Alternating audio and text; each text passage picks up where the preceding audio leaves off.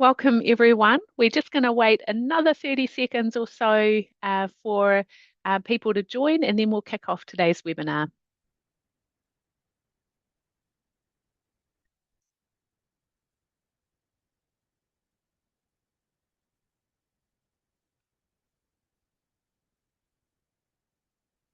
Great. We'll get started now. Kia ora koutou katoa, ngā mihi mahana kia koutou. Welcome, everyone, and thank you for joining us today. I'm Helen Davidson, and I'm the Chief Executive here at ACE New Zealand. At ACE, one of our strategic priorities is helping consulting businesses build their capability they need to thrive in a rapidly changing world. Whether that's developing future leaders, embracing productivity, strengthening resilience, or embracing new technologies, we're always looking for practical ways to help our members build future ready businesses. And AI is one of those topics that generates both excitement and also uncertainty. Many of us can see the opportunity, but we're also working out what that means for our people, for our businesses, and for the way we deliver value to clients. That's why we're so pleased to be partnering with organizations like Avocado AI, who are helping make these conversations practical, accessible, and relevant for our sector. Some of you may have seen Cohen Henderson speak at our ACE SME Summit in Auckland back in May. His session was one of the most interactive and engaging discussions of the day, with plenty of questions and ideas and healthy debate from our members. In fact, he's back today by popular demand. One of the things we loved about Cohen's session was how willing people were to ask questions, share experiences, and explore possibilities together. So I'd really encourage you to do the same today. Please make the most of the opportunity to engage with Cohen, ask questions, and learn from both the presentation and the discussion that will follow afterwards. Today's webinar is aimed to our members to help better understand how AI can support their people, improve capability, and get better value from the tools and investments they're already making. We know that for many businesses, AI can feel exciting, but also a little daunting. So, our goal is to help members navigate that journey with confidence, regardless of what program you have chosen to invest in. Before we get started, I'd just also like to offer a huge thank you to the team at Avocado AI, who have generously offered complimentary trial licenses to ACE members attending today's webinar. There are absolutely no obligations attached. It's simply an opportunity to get hands-on, have a play, and explore what these tools might mean for your business.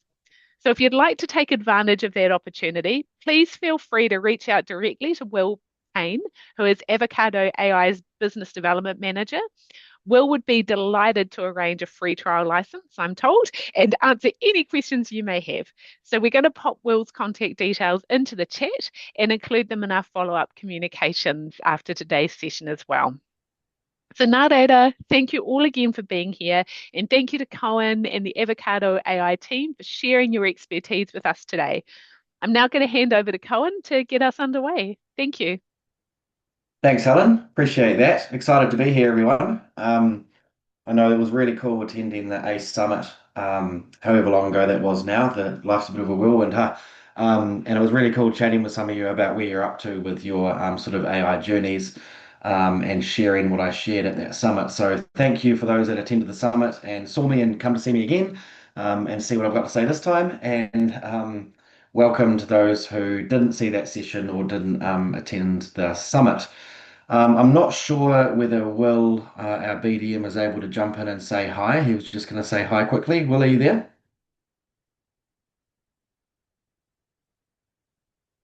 That's okay. We'll just carry on. That's cool. So, Will likely be in touch after this session for anyone that wants to grab one of those free licenses to our online learning platform, and to chat about where you're at with your journey. So, without further ado, I'm going to share my screen. Give me 1 second, and we'll get started on today's session. So today's session is quite similar to the session that we ran at the summit. There's a few different things in there. If you saw the session at the summit, this is a great reminder of some of the things I talked about. And if you didn't, then here we go. So Avocado AI, yeah, we started our business a couple of years ago, and specifically, we wanted to focus on the people side of AI. I've had some experience in the past, which I'll talk about in a second, and that experience kind of points to the fact that AI adoption, just like any technological logical change or fundamental change in the way we work or the way we think about work, there's 10% about the tool and the technology, and it's 90% about your leadership, your capability, and your culture in your business. So at Avocado AI, we're educators, we're not consultants. We like to come in and build practical skills for people to take on sort of for the rest of their lives. This whole how do you work with AI really well. I am one of the co-founders. I head up the front end of the business, so business development and speaking in partnerships, which is cool.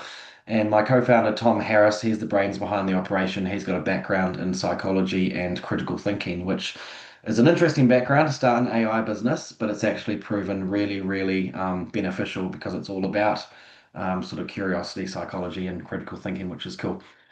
So we deliver full, just to give you a quick rundown, we deliver full capability programs using ChatGPT or Microsoft Copilot. Today's session, the examples that I'm going to give are within ChatGPT. It's just my favorite tool. However, everything I'm sort of teaching you today is definitely transferable to whatever tool you're using, whether it's Copilot or Gemini or Claude. We use all of the tools in our business for different things. It's a little bit like a builder has a different tool for a different job, and I guess as an apprentice, you're learning which tool is best for which job as you go through. Um, I'd just like to say thank you as well. We've had quite a few businesses come on board post the summit, and we're into working with some of them now, which is really exciting. So it's going to be cool to see how those go and learn along the way as well, which is awesome. So there's me 10 years ago. I was bright 23-year-old working in civil construction for a company called Christchurch Ready Mix Concrete at the time. And my role there was pretty varied. I'm actually a quantity surveyor by trade. That's my only kind of official qualification, you could say. But I was doing a wide range of work there. So I was project managing, I was quantity surveying, I was doing business development and all of that sort of stuff. And one little passion of mine I've always had in every business I've worked in, and I've worked in five industries now, this is my sixth, is looking at the way we do things and think, can we do this better? So I learned a lesson a decade ago, and that lesson is this. So we had 50 staff in our civil department, our civil construction arm. You can imagine we had a bunch of site foremen, excavator operators, truck drivers, all of that sort of stuff that made that business hum. But we had a lot of paper. We had 50 timesheets every day that were manually typed into job costing spreadsheets. We had a million plans being driven all around Christchurch when the principal, the builder that we were working for, updated those plans.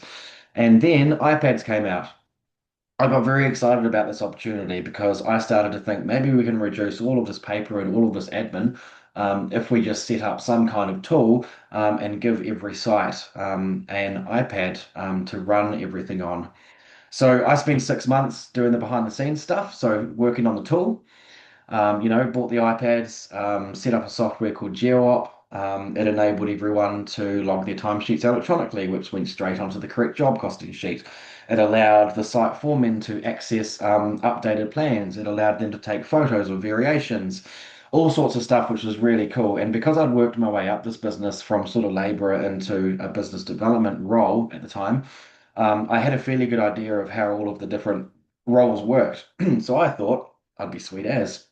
And off I went. I spent 6 months setting up the systems, setting up the processes in the back end.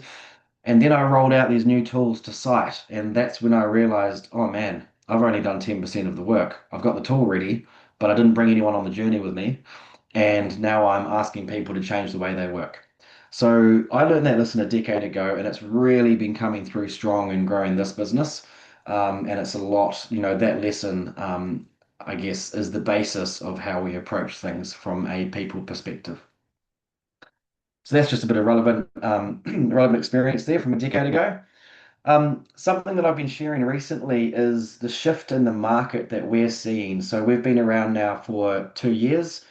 We've been collecting website leads from various sources over the last 2 years, and it's some quite significant data which we're seeing. So the nice thing about being an AI native business is that all of our data is built purposefully for AI to be able to query it really easily. So this is one example of that. So in our database, which is held in Notion, Notion basically runs our business with a bunch of AI agents and stuff like that. Um, I'm able to point one of the agents at the data and ask questions. So one of the interesting things I wanted to look at is how has the language of inquiry changed over the last year and a half? This is really interesting. So a year and a half ago, roughly, about 20% of our inquiries talked about capability and embedding language. So building capability and embedding AI into the way that we work. That was 20%. Now we're sitting around 71%. A year ago, a year and a half ago, about 6% of businesses that inquired with us talked about the fact that they've already got AI installed. They've got AI tools, they've got Copilot, they've got ChatGPT, whatever it was. Now we're getting 66% of inquiries are saying that. So when I look at that data, I can read that basically we're in a market now where the tools are installed, but the capability is not.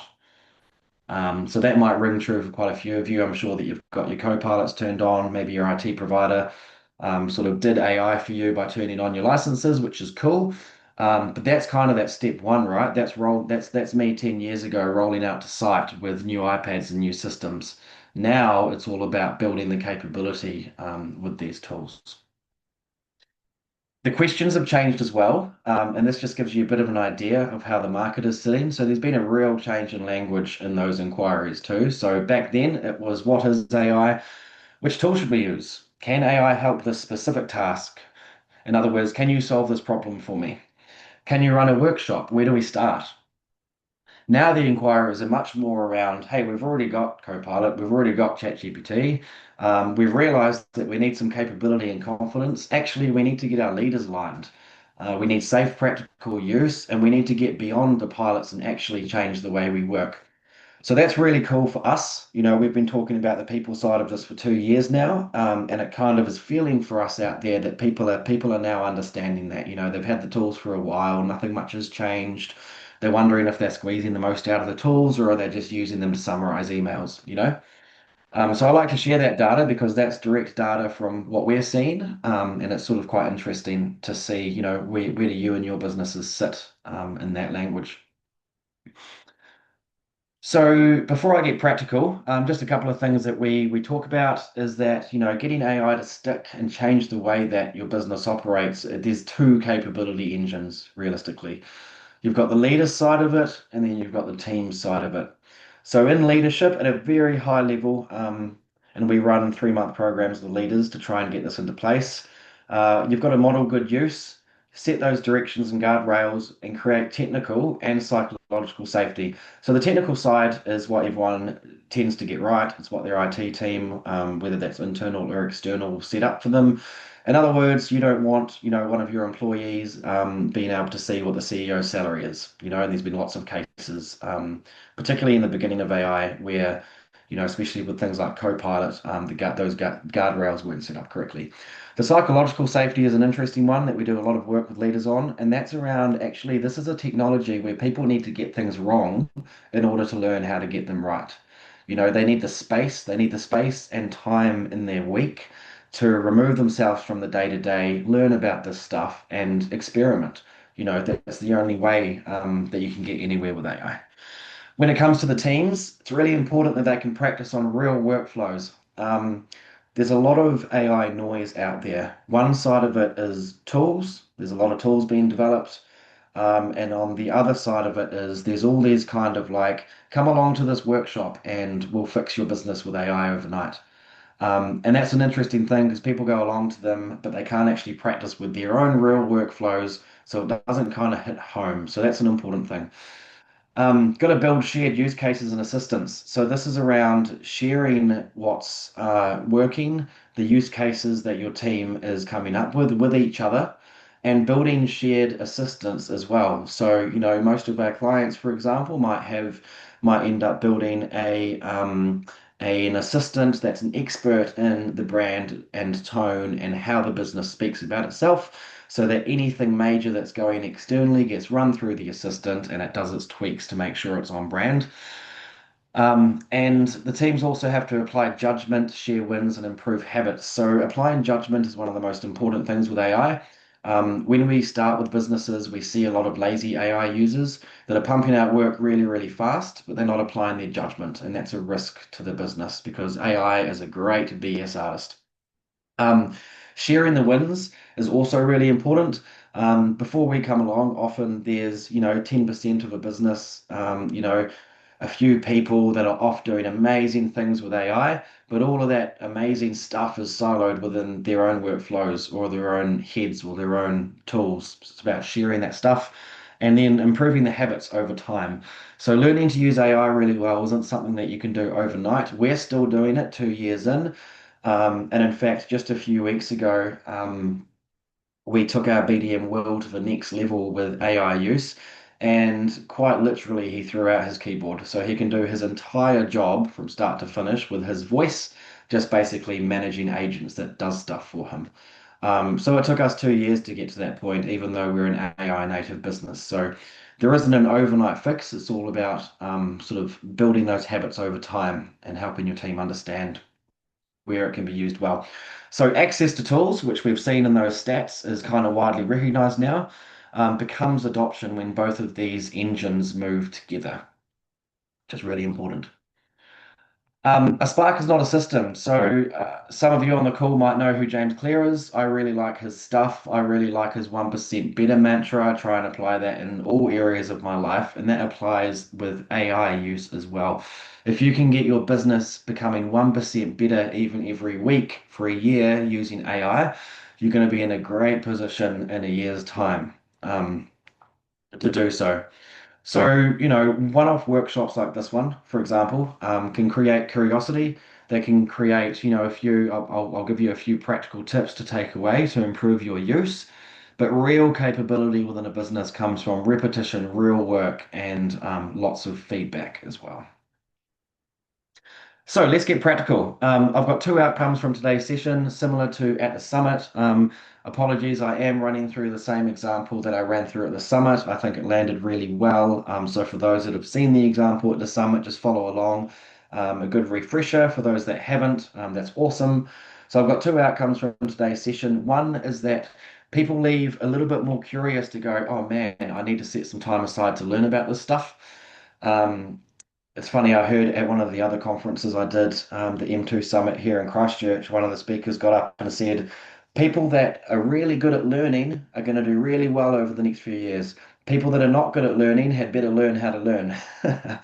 So that's the kind of mantra there. And then the second thing is hopefully you can take away something practical that you can go and try straight away in the work that you're already doing with AI, some handy frameworks.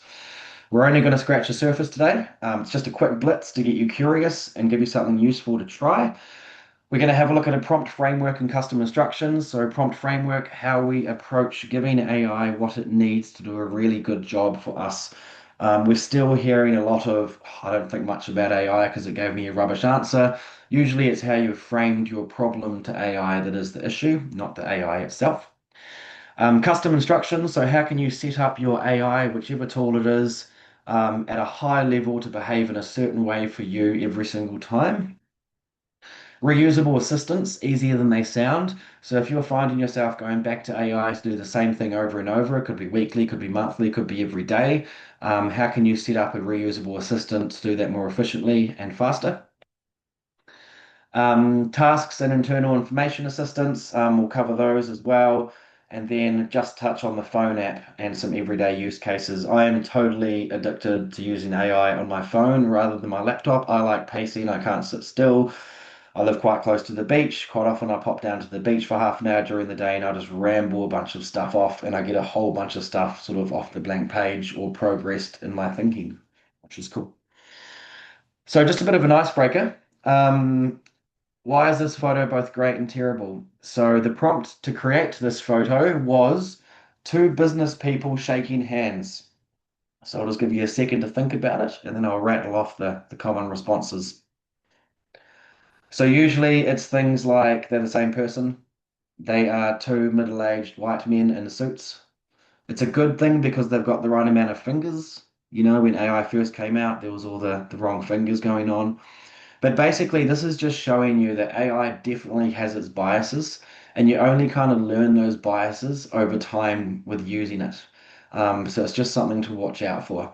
Not to say that if we didn't pop in two diverse business people shaking hands, it might do a better job at diversity, but it's not, I guess it's not natively going to think about doing it in a diverse way. It's just going to look up and go, what's the most likelihood based on all the data that I've got? Capability starts with problem framing. So good prompts start with clear thinking and the ability to define a problem, which is a great life skill. So being able to define a problem comes naturally to some people, not naturally to others.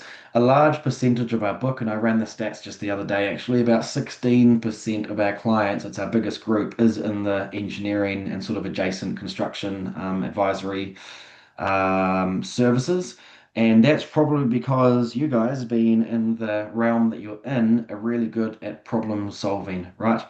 Not everyone is, but the way you can kind of about it is how would you explain a task to a capable new intern? So if you got the smartest intern in the world sit next to you for the day and you wanted that intern to do some stuff, what would you be explaining to the intern? Because they know nothing about your business, especially at the beginning. So the first sort of practical angle I want to show you is what we call the prompt building blocks. Um, what I'm showing you today is probably around 2 or 3% of what we teach businesses. So it's really just sort of the tip of the iceberg. But I think if you're not familiar with these kind of ways of categorizing how you talk to AI, this can up the game for you very quickly, very well. So these are our 6 building blocks that we talk about. The first three we find the most important. Um, so if you can take anything away from today's session, it's these building blocks, and you'll get a copy of the presentation and everything afterwards as well. So the first building block is task. This is essentially what everyone gets right. You know, hey, write me an email about blah. That's just basically a task. It's not very sort of explained out, but that's basically what is the thing you're asking AI to do. Then you've got role. Role is one of my favorite building blocks because this is when you can really get AI thinking in the mindset that you need it to. So, role could be one of two things. The first thing is, what is your role? Have you actually explained to your AI what it is that you do? What's important to you? What are the outcomes you're trying to achieve? What is your role? That's really a great way to get AI to understand how it can help you better. The second thing is putting AI into the role of anyone you want. It could be, hey, I'm meeting this person next week to talk about a proposal. This is what I know about that person. What do you think they're going to say about this proposal?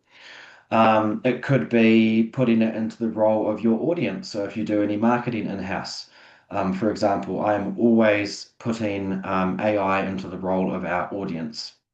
So putting AI into a role is a really powerful way to get it to focus its kind of scatterbrain approach and get it to focus in more on sort of a sniper level of how it should be acting, what experience it should have, and what sort of knowledge it should pull from.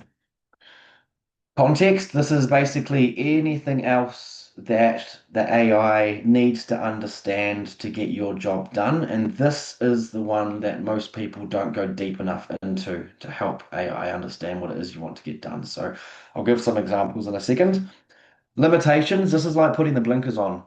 So when you just go into a normal chat in your AI, and you instruct it to do something, it's basically looking everywhere at everything and trying to find the answer to your problem.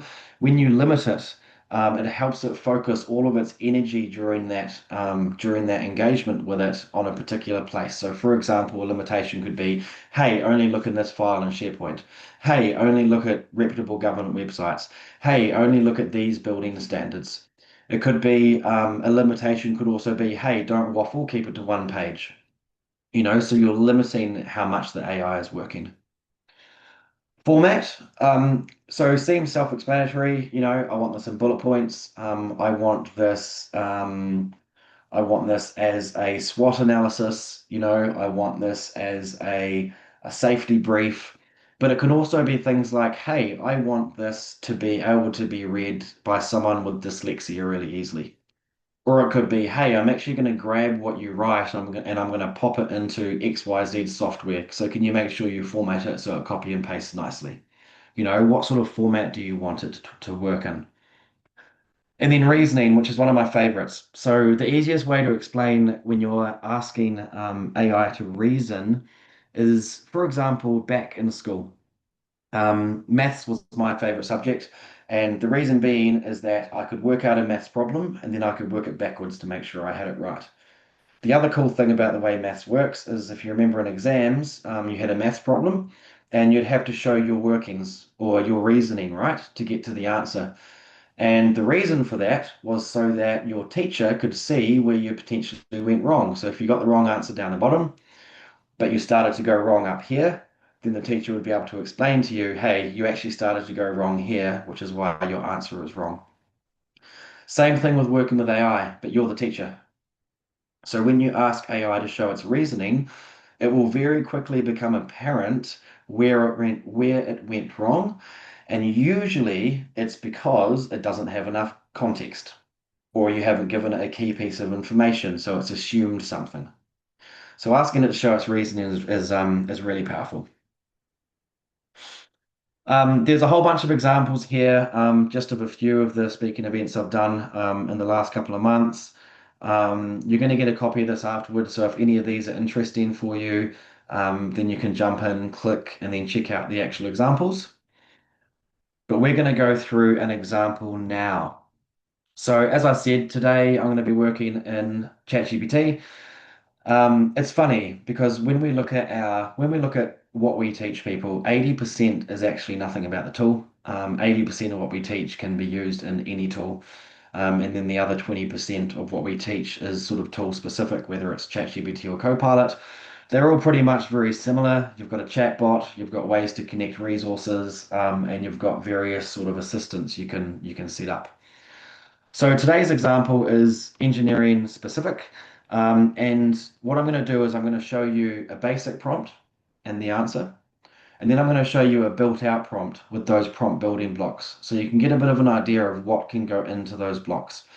And then I'll show you what the outcome and the very different value between the two prompting, I guess, styles is. So in this very basic prompt, we've got, hey, help me choose between upsizing stormwater pipes or using rain gardens and detention basins for a flood-prone street upgrade. So which building block is this? It's a lot of task, help me choose between this and a little bit of context as far as a flood-prone street upgrade is concerned. So I'm just going to jump across to my chat GPT, start a new chat, and chuck that in. Now, this is the interesting thing. A year ago, when I was running these sessions, and I've always done the basic versus sort of advanced prompting example, a year ago, it was really obvious when it was a basic prompt because the answer was obviously rubbish. Now, AI is very good at making rubbish seem great, you know? So a lot of lazy AI users might do this, grab that answer and run with it, not even read it, for example. We'll see whether it's relevant. So that's one sort of trap these days is that as these AI models get better, they are very good at making believable outputs. And if you're not careful and use your judgment, then those sort of believable outputs can get you in a bit of trouble later on. So what's it done? It's given me choose bigger pipes when, choose rain gardens, detention basins when. It's given me a bit of an answer here, go with a hybrid option, and all of that stuff. You'll see, you'll see, and I'll get to this in a minute. I've set my AI up so it always challenges my thinking. That's a little bit of me trying to retain my critical thinking skills throughout of all of this, and this is something we teach our clients.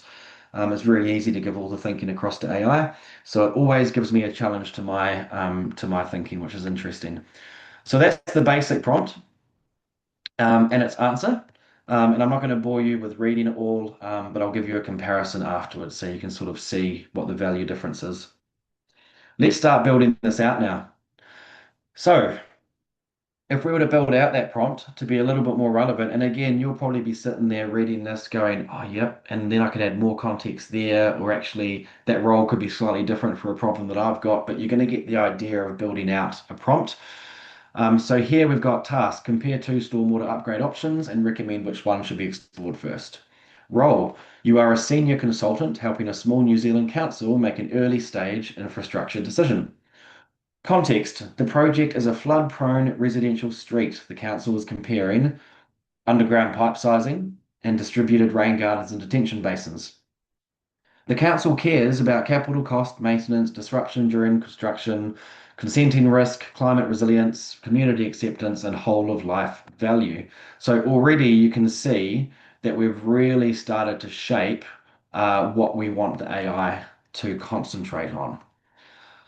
So I'm just going to jump back into ChatGPT and hit new chat. Again, if you're in Copilot, it's all pretty much the same, just the buttons are in different places essentially. In all of the AI tools, you can choose between various models. Um, in ChatGPT, for example, you've got instant, which I don't use very often, thinking, and then trick for young players, you've actually got different modes within thinking too. You've got a standard and extended. I just always use extended. I'm fine with it taking 5 seconds longer to give a better answer. And then you've got Pro as well, but Pro is kind of, yeah, I've cranked through my limit on Pro at the moment. So I'm going to change across to thinking extended for this task and paste in the first part of our bigger prompt. Just a little trick. A lot of people say, a lot of people find this of value as well. Shift Enter gives you the line break. If you didn't know that, that's actually quite common across a lot of softwares, but it's handy when you're talking to an AI. Shift Enter, and we'll have a look at the next stage of the prompt. So, limitations. Do not pretend that this is detailed design advice. Work at concept, options, analysis level only. State assumptions clearly. Flag, please, where a civil engineer, planner, quantity surveyor, or mana whenua stakeholder input would be needed. This is the format I wanted in, so I want a one paragraph executive summary. I want a weighted decision matrix. I want top risks for each option. I want assumptions that could change the recommendation, and I want 5 questions to ask before moving to concept design and a recommended next step. Reasoning, challenge the obvious answer, explain the trade-offs, not just the winner, include a what would make me change my mind section. So there's some interesting things for you to note for when you're working with these prompting blocks. In the reasoning block, you can see that's kind of gone from do this task to think with me, you know. So I'll just chuck that in there. So now we've got that prompt. So we've got task, role, context, limitations, format, and reasoning. So we're just going to hit go with that. So you see now it'll take a little bit more time to think. It's not an overly complex task for AI, so it won't take too long. What's it doing? Treating it as an early options brief. Yep, so it's understood what I'm saying. It's looking through a whole bunch of resources. You can see already, right? The basic one just answered. The thinking one slowed down and thought more time. So here we've got it. And the key is here, the in this prompt, I kind of just made up some things that I thought might be relevant, but you'll know your business and what you do and what's important, and what kind of, sections could be important for this kind of exercise for you. So we have an executive summary. It talks about New Zealand guidance. It's gone into a whole bunch of different resources here for us. We've got a weighted decision matrix. It's pretty cool. With an indicated result. We've got trade-offs behind the scores. We've got top risks for each option. So option A, top risks. Option B, top risks. Assumptions that could change the recommendation. So it tells you what assumptions it's made in giving you this answer, rather than you having to try and figure those out. What would make me change my mind? I'll shift towards option A first. If the early evidence shows that the street has no practical space for this, grades are too flat, there's constraints, flooding is caused by this, the council has weak maintenance capacity. So it's given some good stuff there to think about. It's given 5 questions before moving to the concept design. And then it's given a recommended next step. So you can already see when you look at that answer compared to the basic answer that it's given us the sections that we've asked for, which is really great. But it's also done a whole heap of research as well to support this answer. And one thing I really like about it is that it's listed down the assumptions made in the recommendation.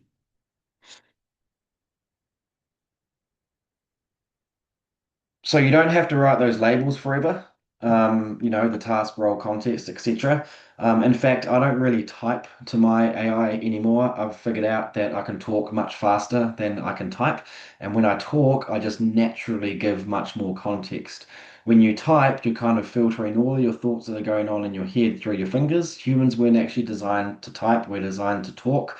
So if one thing I can encourage you today, if you're not already, is to stop typing to your AI and start talking. Um, once you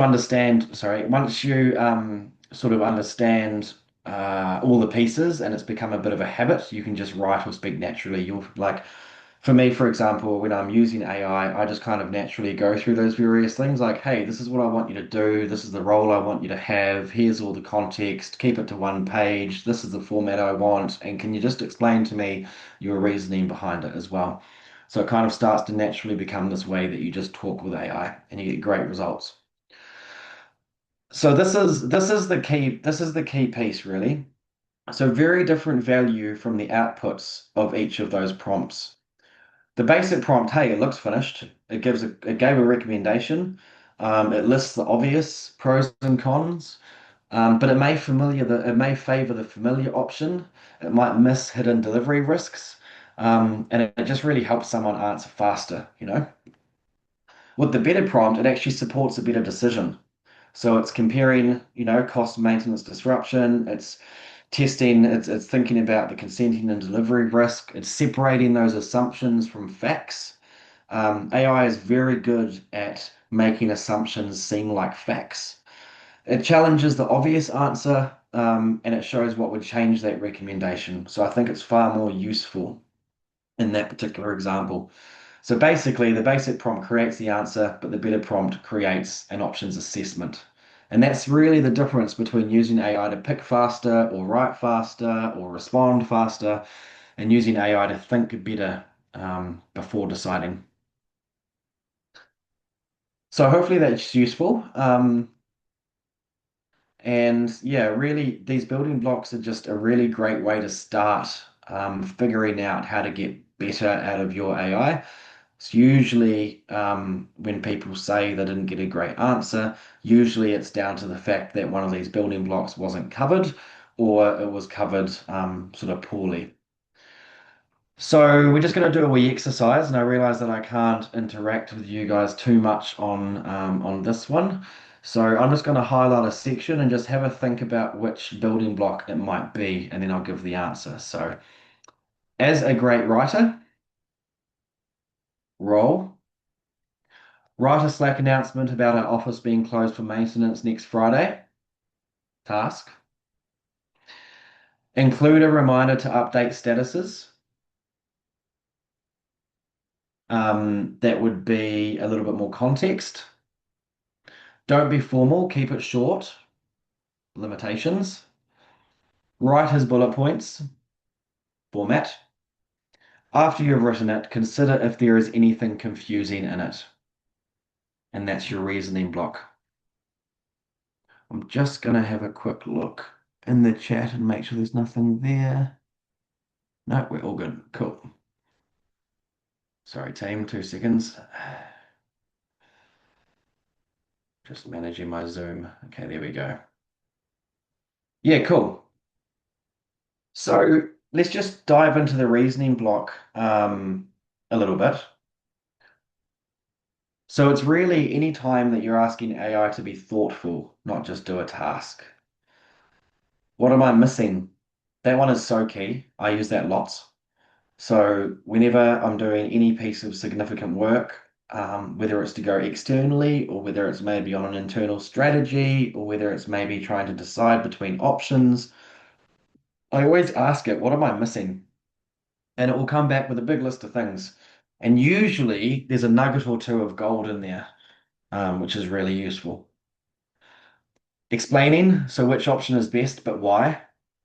Um, I virtually don't browse websites anymore, to be honest. I'm probably a little bit ahead, ahead of the curve there and the adoption curve. But I find it much easier to give AI a big long ramble about what I'm looking for and then get it to go out and analyze all the websites and give me the best option and why. So whether that's me buying products, whether it's me looking for services, whether it's me looking for somewhere to eat, whatever it is. But of course, I want to understand why it's picked those options. And critical thinking, challenge my thinking. Um, there's a lot of noise out there, and I think it's correct noise that if we're not careful as humans, we're all going to start to deteriorate our own critical thinking. It's more so of a worry for the next generation who are picking up these tools early and haven't had a chance to cement their ability to critically think. So Avocado is actually starting to do a little bit of research and work in this area, which is really cool. So asking it to challenge your thinking is a really cool one because that way it's throwing you back a question to think about each time. I think the next slide, oh no, not quite. In a couple of slides, I'm going to show you what my custom instructions look like that sit in the back end of all of my AI tools, whether that's ChatGPT, Claude, Gemini, Copilot. And one of the key custom instructions in there is always challenge my thinking. So every single time I use AI, at the end, it goes, here's my challenge to you. And those challenges I've found are really, really cool for thinking differently about the problem that you're trying to solve. And they throw the critical thinking hat back to you.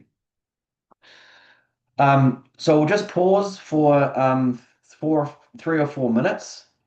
And if you're able to open up another screen or a tab, however you're dialing in, jump into your AI tool that you've been using, whether that's ChatGPT, Copilot, Claude.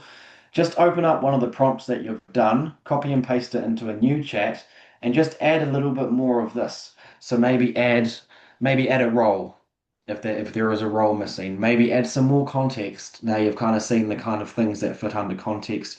Maybe you want to limit it in its thinking. Maybe you want it in a certain format. You could just go in and say, hey, can you format this output in a way that with someone with dyslexia could read really easily? We've got a whole stream of learning around neurodiversity and AI on our online platform, which is really cool. And a big one is dyslexia, how you can read, write, and learn easier and work together easier.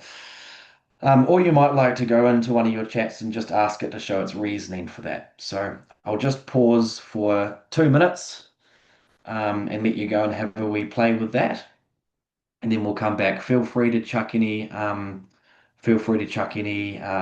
interesting into the chat.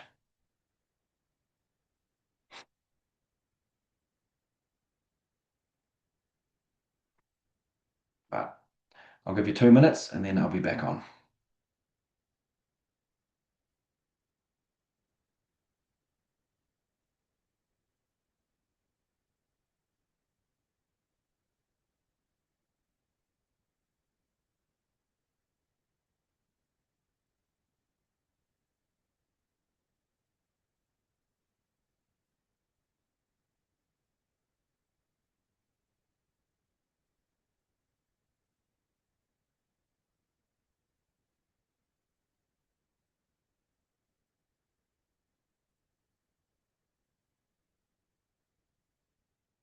Give you 1 more minute to have a play and just have a look at how those outputs compare, when you've added a few more of these blocks. They're really powerful.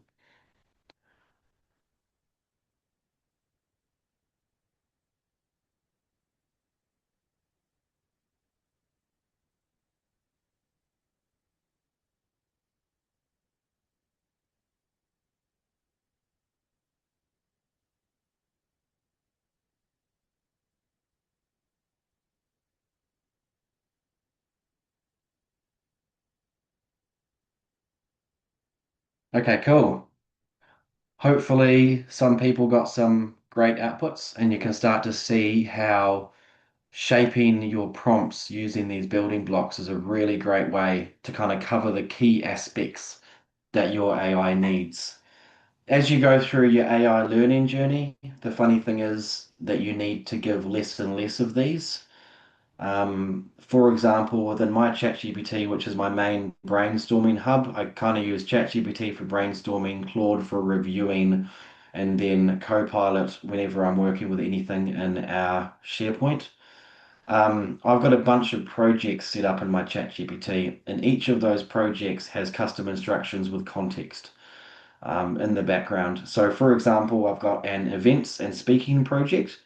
It's got a copy of my template for my events, which is essentially everything you're seeing today, but then I swap out the examples per industry, whether it's finance, whether it's law, whether it's construction, um, whatever it is. So that project already has the context of what I'm talking about. So all I have to do is go in and give it a little bit more. Hey, this time, what have I got next week? I've got a finance one next week. So at some point, I'll go and prepare for that presentation. I'll just jump into that project and I'll say, hey, I'm doing another one. This time it's finance. Give me 10 options of examples to choose from. And it already knows all of the context. It already knows the role. It knows what task it needs to do. It knows what format I want everything returned in. But until you get to the point where you've got these sort of reusable assistants set up for all the different things that you do that have a bunch of this stuff in the background, it's really useful to just think of this framework as you go through. Okay, cool. So, custom instructions. So, this is where you can set your reusable preferences overall for how your AI tool works. So, all of the AI tools have a space to do this. If you can't find it, just ask it, hey, where do I find your custom instructions? And it will point you to the right place. So, these are some custom instructions that are common across all of my AI tools, and they're really useful. So, the first one is replies must always be in plain UK English. ENGB, so Great Britain, spelling and grammar. That's really good. I don't know if any of you are getting a whole bunch of, missing U's or Z's or that sort of stuff. Tell it like it is, don't sugarcoat responses. I particularly like that one. There's a whole lot of slack happening online towards ChatGPT at the moment, saying that it's a people pleaser. Of course, it's a people pleaser. It's out of the box and it's there to please people, right? Because they want people to use it. But when you set this overall instruction, it does that a lot less. Take a forward-thinking view, adopt a questioning approach, be down to earth, be innovative and think outside of the box, be practical above all. For headings, use sentence case instead of title case. Don't know if any of you have been producing documents and ChatGPT's default is to put a title at the beginning of each word a uppercase letter at the beginning of each word for titles. That just really annoyed me, so I just went into the custom instructions and tightened that. And that last one, which I think is the coolest one, which is challenge my thinking. So whether I'm asking it for a workout plan or whether I'm, brainstorming about a relationship with a friend or something difficult someone's going through and how to approach it, or whether I'm doing something for work, it always challenges my thinking and makes me think about things from a different perspective, which I find really cool. You can look at things like language, tone, for example. You could put an audience in there. You could put some formatting rules in there. And the challenge level is around how much it challenges you and what you're thinking. So, reusable assistance. So, this is when you set up AI, instances of AI, whether that's a agent in Copilot or a project or a custom GPT in GPT or a project or an agent in Claude, and it's grounded in a mixture or all of context about the specific job that it's going to be doing over and over, knowledge, various knowledge bases, examples, and the process that you want it to take every time. And this is where you can get consistency. So, if you've got a consistent report that you write, or if you've got a consistent anything really that you're doing over and over, you're probably getting frustrated because your AI as it stands makes them slightly different each time, no matter how much you try and tell it not to. This is where you need to set up a reusable assistant with rules in the background and its own instructions as well. So that could be custom GPTs in ChatGPT. It could be agents in Copilot. It could be projects in Claude, or if you're lucky enough to use a system called Notion, I don't know if anyone is. It runs our business. It's got all of our data on there, and there's a whole bunch of sort of automatic workflows that are AI driven based on instructions. So all of these are examples of assistants that have been set up to do similar tasks. Um, Accurately, consistently. Really great for anyone that's doing any marketing with AI. If you're trying to create images or posts or blogs or anything like that, you'll probably be frustrated at the inconsistency. That's when you need a reusable assistant with some examples in the background. Whether that's example images, whether it's an image template, whether it's a blog template, whatever it is. So these are a few reusable assistants that our clients have built. We've worked in virtually every industry now, which is really cool because we've been gathering data around how people are using AI once the capability is built. For each client that we work with, we build what's called a AI team library. In that AI team library, it's a central depository for use cases, so that everyone that's learning how to use this tech can note what they're using it for, how much time it saved them, how it makes them feel. We literally have people that go in here and say, "Hey, I'm sleeping better because I've got that AI lever now. My job's less stressful," which is really cool. And they also log any reusable assistance that they make as well. Um, in a lot of these examples, just so you know, AI policy requires personally identifiable information to be removed before use. Probably a good idea just to talk about that quickly. So, personally, the only risk with the law that you've got as a business is if you input personally identifiable information. So that's is if you give the AI enough information to identify someone personally. So an interesting thing, most of our clients are fine with work email addresses going in, but not personal email addresses, for example. They're fine with putting a site address in, but not a home address. So that kind of thing. And that's just to do with the Privacy Act. Um, Airports. We've worked with 5 airports or so now. This is a very condensed list. I think we've got over 100 examples in our database, which is cool. But some of the interesting ones was Contract Risk Spotter. So reading contracts and spotting risks. Um, Summarizing stuff for an executive to read. You know, executives that are sort of low on time and just need to cut through the chase. They don't need a 3-page document. And complaint email slash reply assistance. In finance, it's a lot around the applications that people build these reusable tools. So testing applications. Of course, you redact the personally identifiable information. So in this case, it would be Mr. and Mrs. Smith, residing at 123 Rhodes Street. Here's your application. What do you think? Before I send it to the bank for approval.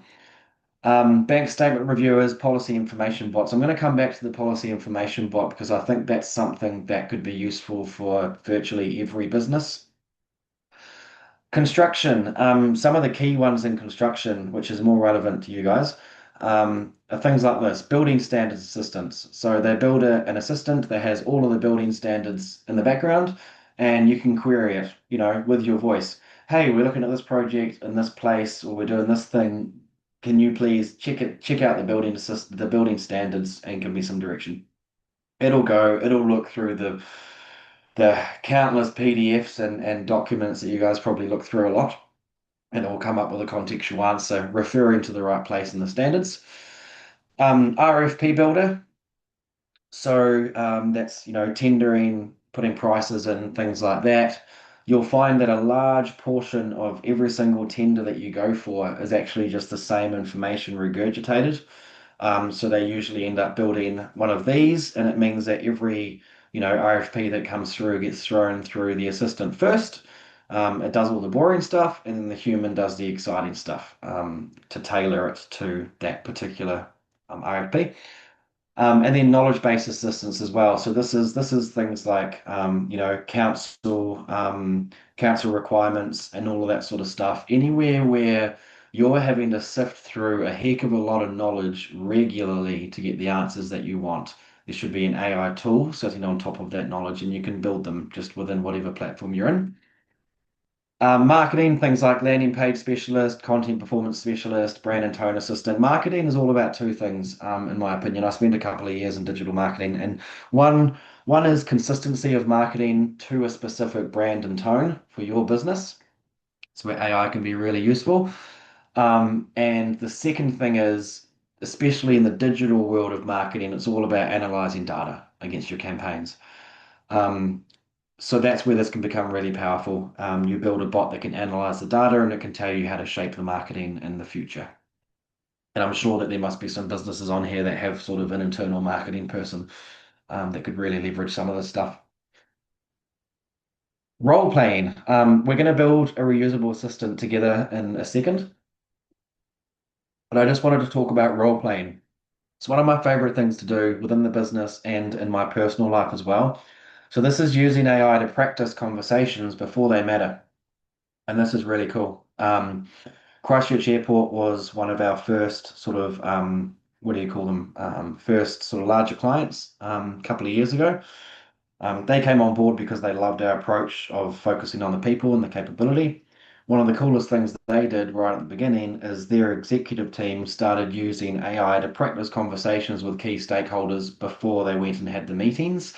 And the reports were that it was amazing because AI was throwing them all sorts of questions that, the stakeholder could ask, and they were practicing talking through them. Difficult co-worker conversation. Usually this is where I'd put Will, our BDM, on the spot and have a chat with AI, pretending that I had to have a chat with Will because he's always late. He's not actually, it's just the example, and I like to embarrass him on stage. Um, but just, having that conversation.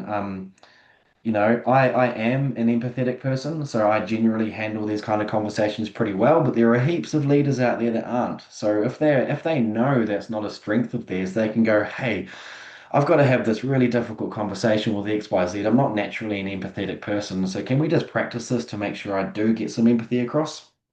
That kind of thing. Customer service complaints, sales discovery calls, cold call practice. This is really cool. So, I don't know if any of you do much cold calling, but industries that do, for example, finance, insurance, I'm sure we've all been hassled from insurance advisors in the past. And, some of them you talk to and you're like, man, you just don't know how to have a conversation. So a lot of our clients like that, real estate, for example, they end up building a reusable tool that people can practice cold calling with a bunch of different scenarios. It gives feedback, they try again, it gives more feedback, and they get to a point where they're more confident with those cold calls, and they know how to handle the different situations that might arise.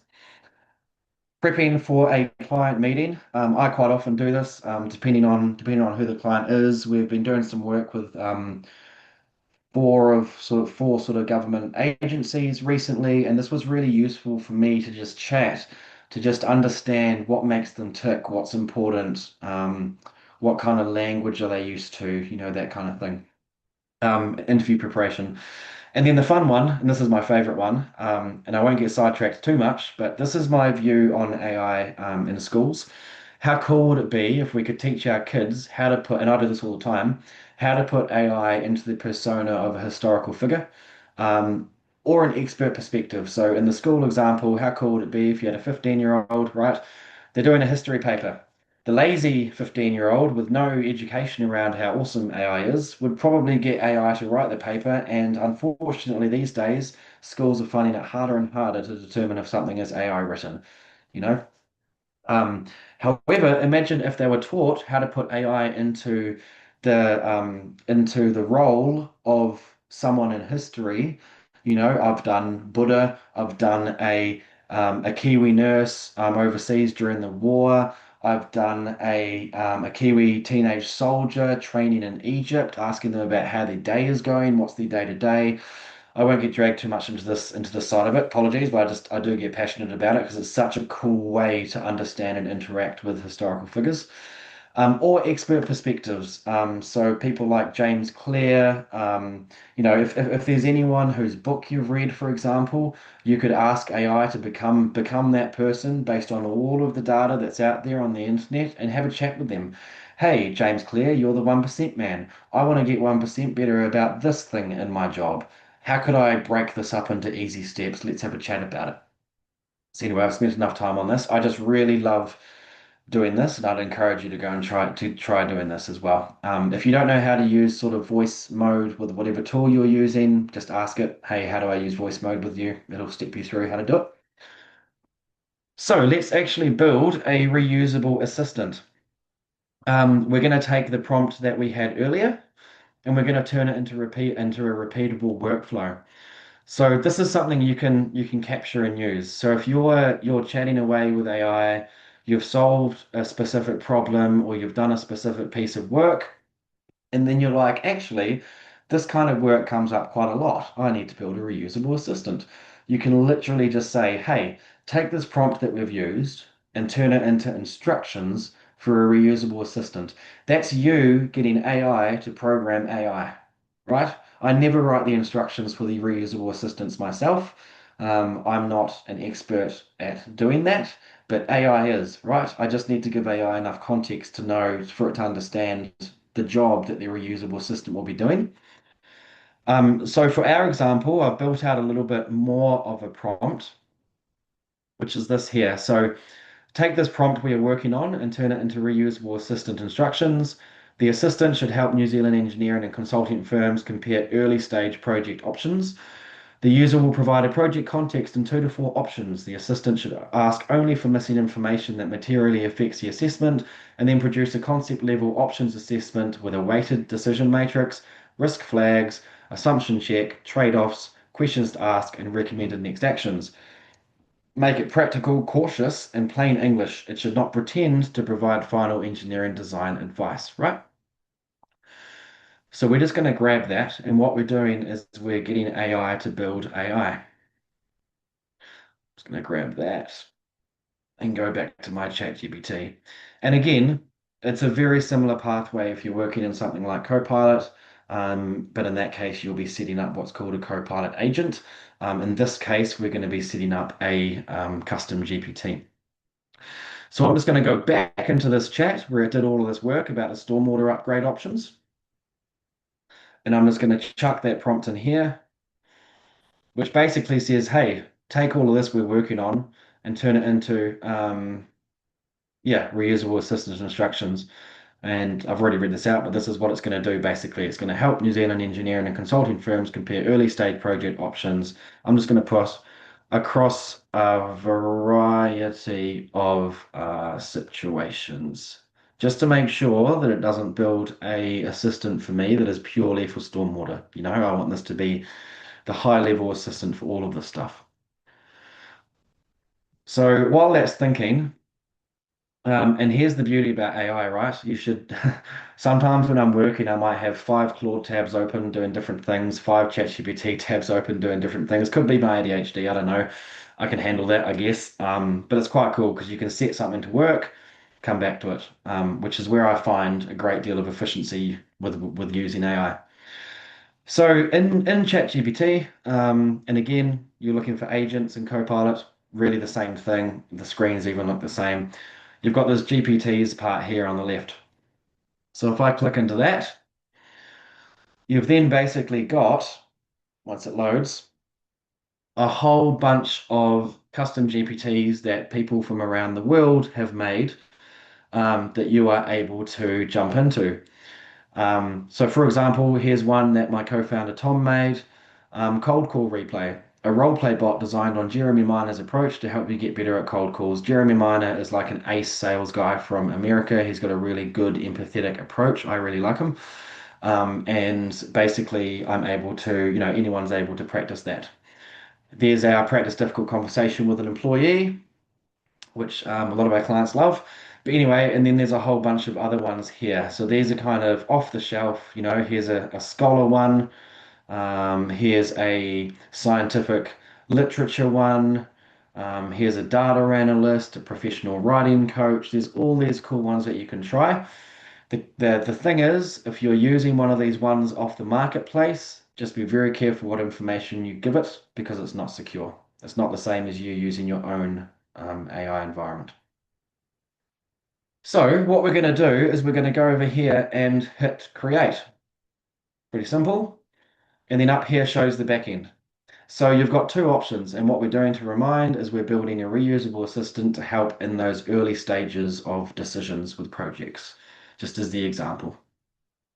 You could either come in here and go to create and then just literally dream up by talking, dream up how you want it to operate and what you want it to do. I always prefer doing that kind of work in a separate chat because usually I've built up enough context in that chat for me to then confidently ask it to give me instructions for a reusable assistant. So I'm going to use the configure mode. I'm going to go back to that chat that we asked it for these instructions. Here it is. I'm not going to read all of this, but you get the idea. You are a practical options assessment assistant for New Zealand engineering, infrastructure, and consulting firms. This is your job. You work at concept level only. How to work. The user will usually provide a project context, 2 to 4 options, the decision criteria that matter, any known constraints, etc. Core principles, always make assumptions explicit. So this is basically the back-end instructions for this custom GPT for it to act the same way every single time. Right, so they're quite long. So you can see why I don't write them myself. So normally the process now would be to go through and just have a bit of a squiz. Is there anything that seems off? Is there anything that seems like it's missing? But I'll just basically copy those instructions, which is basically the back end of a reusable assistant, and I'm going to paste it into the instructions tab here. So now you can see that we've got these instructions in the back end of this. So every time I use this assistant, it's going to give me the same format output. It's going to think about the same things and it's going to act in the same way. So you can create instructions for these for anything that you do in any part of the business. Name your GPT, engineering decision helper. You can put a short description on so that if you're scaling this across your business so that everyone in your business can use this tool, then they get an idea of what it does. This is where you can upload knowledge, which I'll talk about in a second. We don't need to upload any knowledge for this particular one, but there are definitely times. So, for example, the building standards reusable assistant, this is where you would put any building standards in that you want it to refer to every time. Down here, you've got some capabilities that you can switch on and off. You can limit it and go, actually, I don't want you to search the web for this particular task. It might just muddy your results. Image generation, I'm going to tick that one off. I don't need it to worry about making images, etc. So you can have a play with those. And the key is with all of this stuff is to press the button and see how it affects the bot. So that's it. I'll click create. Now, if I wasn't busy explaining to you everything that I was doing, you can literally go from idea to reusable assistant in about a minute. That's how quick it is. Hey, Copilot or ChatGPT, build me instructions for an assistant that does this based off this context. And now here we have it here. So here's our engineering decision helper. Now, I'm not an engineer, so I'm going to come back here and say, hey, it's built. Give me 5 relevant examples to test with this assistant relevant to NZ engineers. And it's going to give me an example to test. I hope everyone is keeping up. So here we go, 5 strong test prompts. Rural bridge renewal. Cool, this one looks good. Compare 3 options for replacing or upgrading a small bridge. You're helping a New Zealand District Council. The bridge serves farms, residents, blah, blah, blah. The council is comparing option A, option B, option C. This is what they care about, etc. So if we just go like this, and again, because you've got a lot of this stuff in the back end, I might actually just literally, let's try this. Let's just do just this stuff. Let's leave off limitations and format, right? Because it's built in the back end of the assistant. Come into here, go bam. And again, just to remind, I'm using task role context, etc. But what I would be doing is grabbing that helper on my phone and literally just going blah blah blah blah blah blah blah blah blah blah blah blah. Do your job. On to the next thing. You could set 10 of them going at once. So here we go. Here's the format that we wanted. We've got an executive summary. We've got a weighted decision matrix. So now I know that every time I need to do that job, I can go into that helper and it does the same thing. It does the same thing every single time. So if I just jump into my GPTs really quickly, these are all of my reusable assistants that I've set up. Let's just have a quick skim. Yeah, so there's all sorts of things here I've done. These are usually from my side, usually for events, turning messy notes into a decision brief, um, decision helpers, landscape architecture assistant, plant palette proposer, which is pretty cool. It takes into consideration the environment of the place that you're planting plants, etc. That was for a landscape conference. But you get the idea, and they're super easy to make, and they save a lot of time because you don't have to keep explaining to it exactly what you want. Okay, let's crack on. So, yes, that was just a first pass. Then there's a whole process that we teach. The key is to test it, iterate it, refine it, and then roll it out. And that takes time to get it exactly as you want it, and it takes feedback as well. You might roll out, for example, a building standards assistant across your business, and you need to allow your team the space easily to give you feedback if it needs tweaking. Generally, we talk about how it's important to have a central person in your business that is responsible for maintaining these. People can feed their ideas once they understand themselves, how easy they are to build and stuff. And then generally our clients will end up having sort of one key person that is in charge for taking their feedback and maintaining them as they go. It's kind of like maintaining a team. Okay, on to the next little tip. Tasks is awesome. So within all of the AI tools, what we've been doing so far has been initiated by a human. So I need to do this thing. I'm going to AI to ask it to do the thing. Or actually, not this for me. Um, Tasks is when you basically set up something to run automatically without you there. So it'll just happen and then it will give you the answer at whatever reoccurrence that you want. That's really useful for a bunch of things. Useful for recurring research around news, policy, competitors, markets. I'm going to Brazil in November, for example. I've got until the end of this month to book tickets. So what I've got AI doing is weekly, it gives me an update on the cheapest tickets, just automatically to my email. Tracking changes and running workflows as well. So here's a couple of examples. So you could set up an industry pulse and you literally just say to your AI, hey, set up a task for every Monday at 7 a.m. I want you to scan for any policy or news impacting whatever. Summarize what changed since last update and why it matters. Portfolio watch. So if you've got investments, you could have an automatic task for it to scan for news affecting XYZ, explain the likely impact and what to watch next. So that's AI doing stuff basically on a schedule and just delivering it to you. So that's the very basics of, I guess, getting AI to work without you. There's a whole nother layer, which is autonomous agents, but you can only really get to building autonomous agents when you understand some of this stuff. It's like a stage two. That makes sense. Um, this is a really common build. So if you don't have any reusable assistants yet and you want an idea of what you could build for your business, this is a very common build across all of our clients. If I could ask for hands up, I would. I always ask this when I've got rooms of people, but I always say, hey, so how often have you gone back and checked any of your company policies since you started and signed off that you've read them? Do you know where they are? Do you know where to find them? Do you know what's in them? Probably not. So an internal information assistant for your business is something that you can go and start building right now, and it's incredibly useful. So you can take your policies, your processes, your SOPs, your guidelines, your collateral, and put it all in the back end of a reusable assistant. Then all of a sudden, what you get, once you've got your knowledge base in there, is you've got a reusable assistant that's based on your knowledge.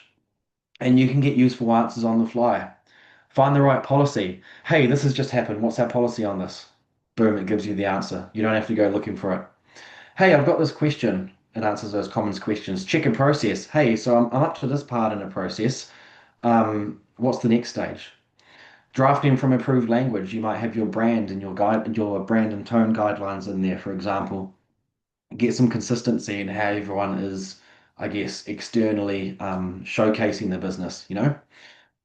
And onboarding new people, we've had feedback that this is such gold for onboarding new people. So, new person starts, they get their license to their AI and they get given the internal information assistant.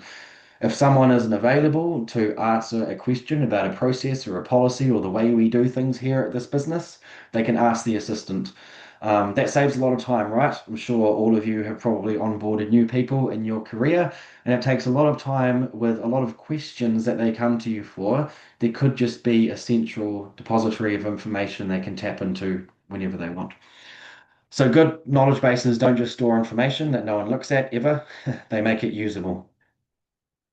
Couple more things. AI away from the desk. Like I said, I love all my phone apps when it comes to using AI. I can be whenever, wherever, doing whatever, and I can just quickly jump in, get it started on something, ask our knowledge base information, you know.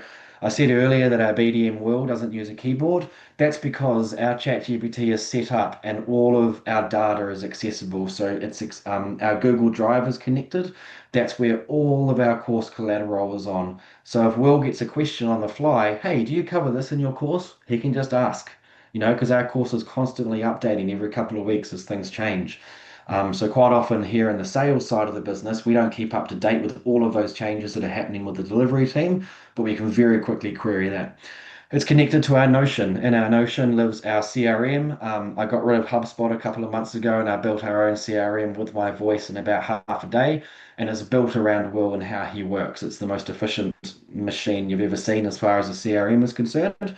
And I just built it literally with my voice within Notion. So ChatGPT is tapped into that too.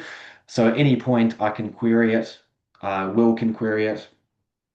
It's also tied into our emails and our calendar. So I can very easily just go, hey, there's an email there that's been sitting there from last week. There's a couple of questions on there. Can you find the answers in our drive for me and draft me a reply? I'll come check it later. You know, usually by the end of the day, I've got 8 or 10 drafts sitting in my Gmail ready for me to go in and humanize, but it's gone and it's found the information to give the answer. Um, Talk through a problem while walking. I do this all the time. Using voice mode for quick answers, using the camera to analyze surroundings. We've got, for example, an inspection company that uses a custom GPT and they walk around inspecting the building, and the GPT can see live through the camera and it picks up on things, you know, whether that's deterioration, inspection, or whatever it is. You can give your AI access to the world through the camera. Capturing ideas before they disappear. You probably would have figured out during this call, I am highly ADHD. I have a million ideas per hour. Has been a real problem my whole life because what I do is I just quickly write down roughly the idea and I either never look at that list or I haven't explained the idea enough for me in 2 weeks' time to remember what the heck I was thinking about. But now I can just jump into my AI, ramble, ramble, ramble. It makes it make sense, and then I can come back to something that makes sense. And changing the environment. I'm a big fan of getting out of the office, going for a walk, and just yarning. We're almost there. We have some questions in a second if there is. Using AI to understand your people better. This is something else we do that's really cool. Avocado AI and our clients have started doing it, which is awesome. You would have heard of things like Clifton Strengths, you know, strengths and weaknesses based assessments. If you've got those for your staff, and if you don't, I highly encourage you to do so. You can feed those with their permission, of course, into AI and start to shape up how your people work together the best. There's a lady here in Christchurch called Dorinda Britton. She's the sister of the late John Britton, and her entire work is around helping businesses understand the neurospicy people and letting their neurospicy people do stuff that they're really good at in a team, you know, and taking the stuff off them that they struggle with because of that. So once you've got this information, you can get AI to analyze. Say you've got 10 people and you've got these 10 sets of information about how these people operate. That's a lot to analyze as a person and figure stuff out. But AI is amazing at it. Throw it in with their permission and just ask it, hey, how can we build this team? How can we lean on strengths? You can improve communication and reduce friction. For example, our BDM will, there's no point sending him a wall of text. He'll just get overwhelmed. So whenever we're sending him something, we in this business know that it needs to be set out in a certain way. Whereas Tom, my co-founder, he loves a wall of text and context, different people. It's pretty cool. So the better question is no longer what can AI write for me? It's what could this turn into? A policy could become a checklist, a PDF could become a quiz, a messy process becomes a practice tool. I see that there aren't too many questions in the chat, so I'm just going to show you something in Claude. I showed this at the conference in the last couple of speaking gigs I've done actually. So if you haven't played with Claude yet, highly recommend you give it a go, even if it's just on a personal account, don't use any work stuff, that kind of jazz. But Claude is really beautiful for turning information into exciting things. So here's a little story. So not so long ago, my Brazilian partner started to learn how to drive in New Zealand. She's been driving for 15 years in Brazil. She's been here a couple of years. And she's just getting her head around the different rules, the whole like every 7 seconds look at the mirror thing, that kind of thing. In Brazil, driving is very, very, very different. So we went down to AA and we got her a driving lesson. So it was an hour long, and then afterwards she gets this big PDF of feedback. And knowing her brain, she's never really going to do much with that big thing of feedback, right? So I just went into Claude, and I basically you can see these PDFs here. Sorry, you can see these PDFs. 2 seconds. Behave. Right? Blah, blah, blah, blah, blah, blah. Very overwhelming, very like, what do I do with this? How can I learn from this? So I'm sure that there's plenty of these things in your businesses, that could be a bit overwhelming, for example. So I just went to Claude and I just said, hey, Claude, give me an interactive app that Lana can use to practice. Base it off Duolingo because that works really well. I'm learning Portuguese at the moment. I'm a big fan of it. And then let's practice. So she can go in here, and literally, it took Claude maybe a minute and a half to build this full app that's live and that she can use. Coach mode, practice, challenge, blah, blah, blah. Let's focus on the weaker skills, etc. And it tracks her progress over time. And it's kind of gives her stars and stuff for getting streaks, and stuff like that. So all of a sudden, I've taken a very boring PDF and I've turned it into something that she actually used to pass her test, which is awesome. So there's bound to be a heck of a load of boring stuff in your business that you could use a tool like Claude to make it much more human and fun. So that's it, really. Two questions just for you to ponder. What's the one thing from what I talked about that you're going to go and try? We've got the prompt building blocks. We've got reusable assistants. We've got having to play with Claude. We've got role playing for conversations. Using AI to help your team help you understand your team better. So there's a few things there that you could go grab. And are you more curious about AI? Like I said, that is just like the tip of the iceberg. It's probably what I showed you today is probably half an hour out of about 13 hours that we spend with clients teaching them stuff about AI. So yeah, are you more curious to set aside some time and go and learn about this stuff?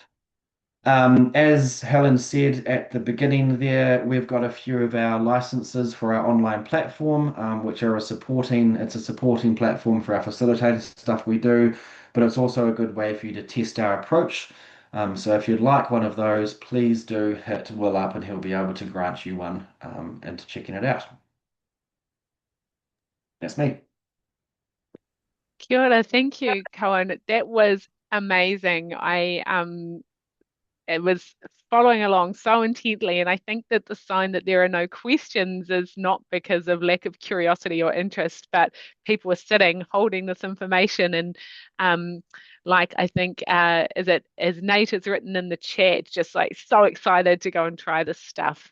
I was certainly sitting there thinking, gosh, where do I start to play around with some of this? And I really liked your example around starting to pull together your internal information assistant. All that stuff's there online. It's a really felt to me like a really um, easy place to start to try and create some of those systems ourselves. So, as not a very digitally native person, that felt like a good, safe place to start. And I'm really excited to Yeah, do that.